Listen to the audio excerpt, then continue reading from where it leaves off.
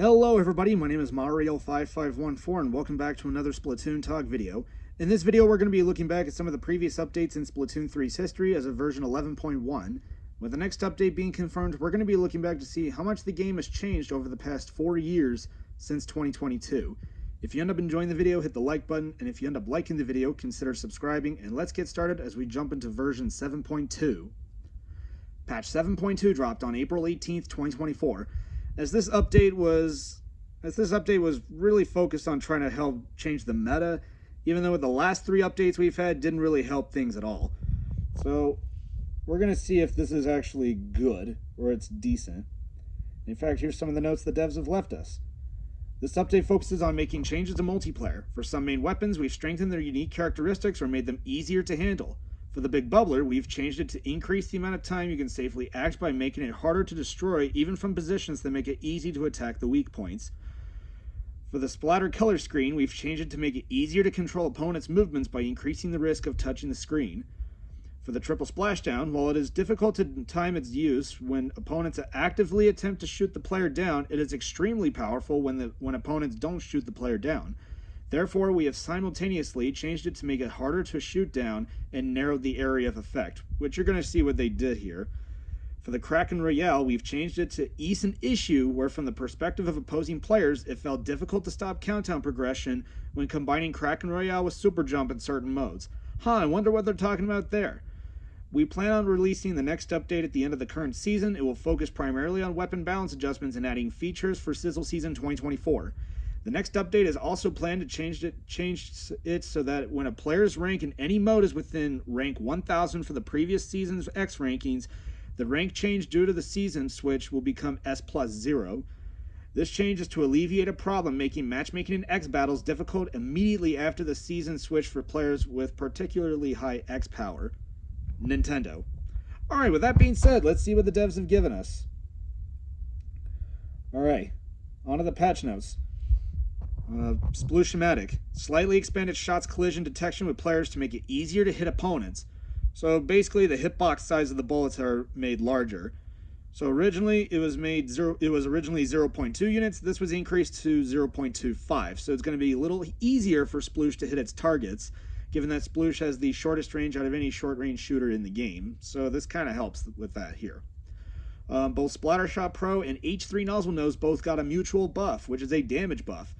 For Splattershot Pro, its maximum damage will be increased from 42 to 45, and for H3, it will be increased from 41 to 44. This will give the weapon slightly better fall-off range, better DPS, and better chip damage with other weapons, even though the weapon that's going to see the most use afterwards is Forge Pro specifically, given that it has a Suction Bomb and a Booyah Bomb, being 200p as of 6.1. So it is kind of nice that Pro got this buff, as well as H3. I mean, it's very solid for H3, given that it's the second buff H3 has been given, and I do think it needs more, and I think when it does get there, H3 will be a very good weapon to use. Splattershot Nova. Reduce the shot spread while on land by approximately 8%. So originally, its ground RNG was at 6 degrees. This reduced it down to 5.5 degrees, and it's been a while since 3.1 that Nova was given a buff. So it's still nice that they're looking at the weapon, though I do think it needs more, since its accuracy is one of the biggest issues for it. Luna Blaster. Increase the radius of the ink splatter at the point of impact with terrain or when detonated midair by approximately 20%. Remember the paint buff we gave Range Blaster in 6.0? Yeah, they gave it to Luna Blaster, but it was increased by 20%. So the paint radius where the shot detonates in midair, or where you see the blast radius at, the paint radius is now 20% bigger. So for Luna Blaster, or Luna Blaster, Neo Luna Blaster in particular, would definitely like this, given that not only does it provide more paint, but it also provides better chance to trap your opponents and then finish them off when they try to get away from you. So this is actually a very strong change for it. S-Blast. Increase the radius of the 50 damage explosion for long flight range shots by about 11%. So originally, its blast radius and its long flight range shots was 1.8 units. This basically increased it to 2.0, but it was only for the 50 damage radius. There was no change to the radius that dealt 70. So yeah, but still, this is a solid buff for S-Blast. This is the second buff it's been given since 5.1, so at least they're looking at the weapon, which is nice. Paintbrush. Increased inking width when holding ZR to ink while moving forward by approximately 18%. So basically the width of the paint trail when you're sliding is now 18% wider, which is actually substantial for paintbrush, given that it does require that kind of paint for it to not just help its team move forward through it, but also make a getaway in case they're under heavy fire. So I guess this is a nice change for it. On top of that, the time before ink starts recovering after holding ZR to ink while moving forward was shortened by approximately 1/6 of a second, or by 10 frames. So this is another substantial buff Paintbrush has been given since its buffs in 5.1 as well as in 4.1. So it is nice that Paintbrush is still getting buffed, though a lot of the times you're still going to be using Octobrush if you want that kind of mobility, or Inkbrush if you want to be light on your feet. But still, these are very substantial changes to Paintbrush. And last up are the Dapple Doolies. Movement speed while firing is now about 5% faster. So strafe speed is now 5% faster here, which is nice. Specials. Big Bubbler. Reduced damage dealt to the inner device and top section by approximately 22%. So what that means is that if your opponents aim at the inner device, basically inside of the barrier, or the top section of the device on the top of the barrier, they now take 22% less damage. However, this also increases the HP of those devices by 22%. So not only will they take 22% less damage, but they'll have 22% more HP, or more durability. So if you're using Big Bubblers such as Splattershot Jr., Zimmy, or Roller, you're definitely going to see a lot. You're going to definitely see a lot more use, or you're going to be more usable with that kind of change here, which is nice, given that Big Bubbler is one of the counters that could actually stand up against Trizuka, given that it's still very powerful at this moment. Splatter Color Screen. Increase the damage dealt to opponents who touch the screen from 30 to 40. I mean, this is the first buff screen has been given, but I mean, it's still an F tier special here. I mean, it's not a total, according to some people, it's not a total loss, given that screen was implemented very poorly into the game, but it's still a very trash special. And yeah, we'll probably rarely see it in use. Triple Splashdown. Reduce the amount of time it takes for the player and Ink Fist to start dropping after they rise up by about 1/6 of a second. So for you and the Fist to rise up and then hit the floor is now 10 frames faster. However, the radius of the 60 damage explosion was decreased by 13%. Originally, its 60 damage radius was 12 units. They reduced it down to 10.5. I guess that's a nice trade-off, given that if you were going to be deploying the special faster, you want to have some kind of way for the players to actually take evasive action. Otherwise, they'll have no other way than just, get obliterated by the Fists, or by you. Kraken Royale. Made it so that super jumping to an ally using Kraken Royale will super jump to the location where that ally started using Kraken Royale, rather than the ally's current position. So what that means is, originally when Kraken Royale was unveiled in 3.0, there was an interesting mechanic that Kraken had, or there was an issue that Kraken Royale had, which eventually people were exploiting, where you could just super jump to where the player was using Kraken Royale, or where their current position was. Especially in Clan Blitz, given that if there was not that much time left, or it was in overtime, you could basically give free jumps for your team, so they could just super jump to you and just turn the tide and just take the win away from your opponents. Yeah. So instead of super jumping to their current position, you'll super jump to where they deployed the special. So I guess that gets rid of the one annoying thing about Kraken.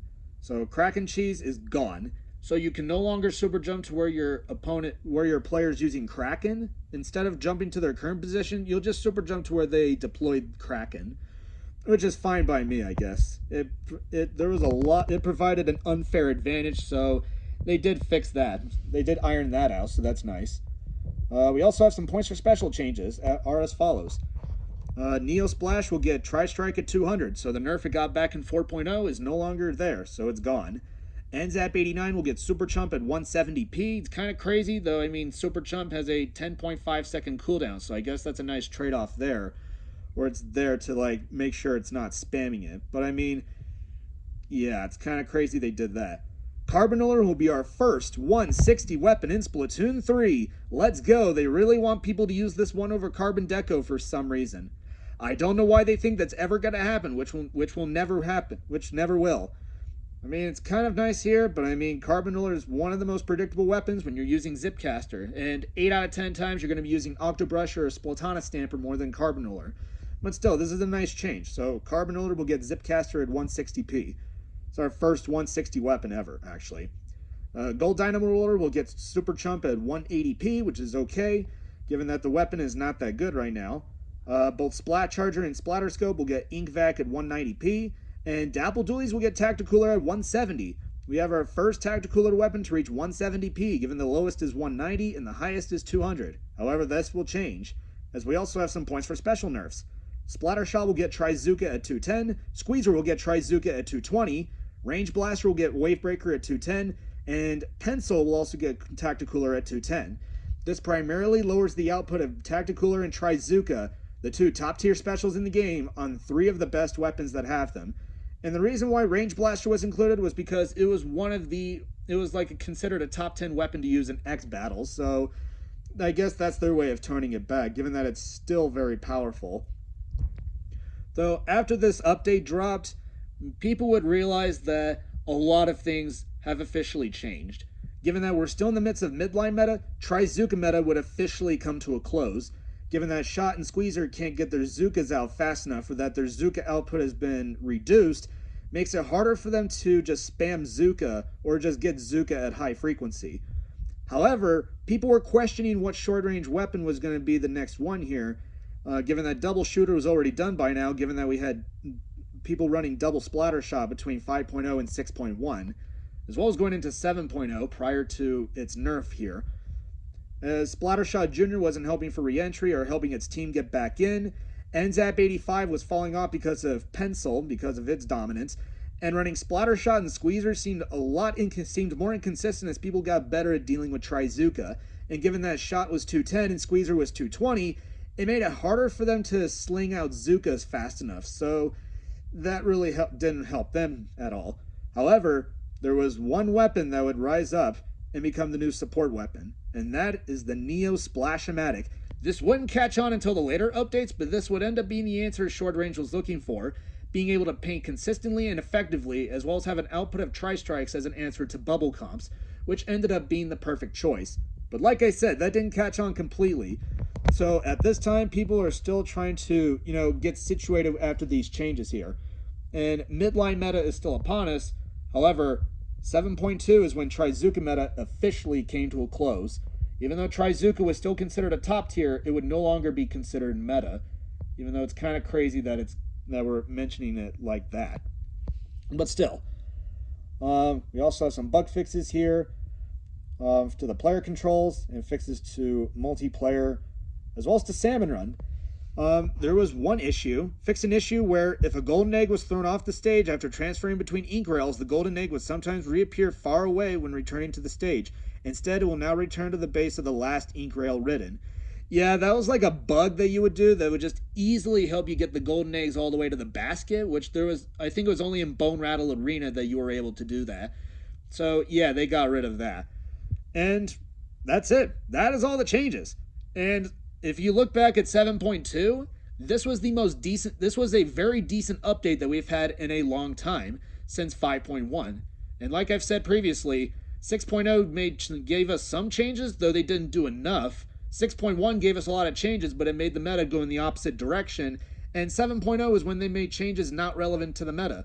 But 7.2 really gave us changes that were not only relevant to the meta, but also to help other options see more use. So this was considered a very decent update, and it gave people a sigh of relief knowing that the game still had some life in it, which we'll talk about later. Which, in the next video, you're going to be seeing a lot other new things coming in, which we'll talk about in the next video. Thank you all for watching, and I will see you all next time.